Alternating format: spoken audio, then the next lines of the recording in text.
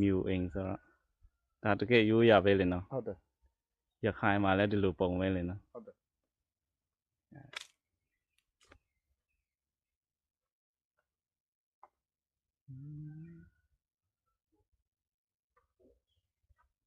ရတယ်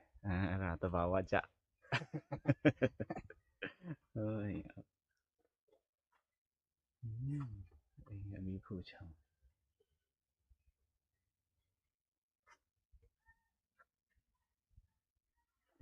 ဒီဖက်အိမ်ရောဘယ်သူအိမ်လဲ ဒီဖက်ဟိုဆရာဆန်းဆွေအိ အော်ဆရာဆန်ရွှေအေးရ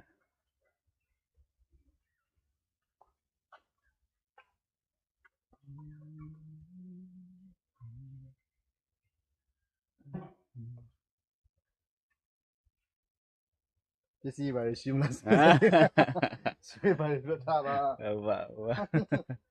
စစ်နေပါပြီ စစ်စေးလူမရှိတဲ့ချိန်မှာစစ်စေးဝင်နေပြီနော်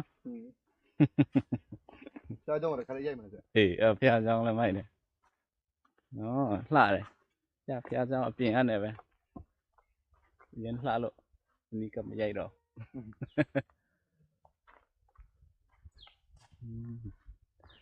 အင်းအစ်စ်တွေတော့ဆောက်လာကြနော်ကောင်းတယ်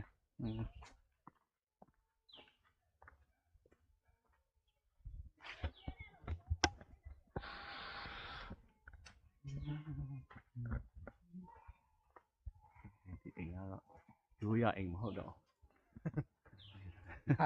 ဒါတော့အစစ်မြင့်တော့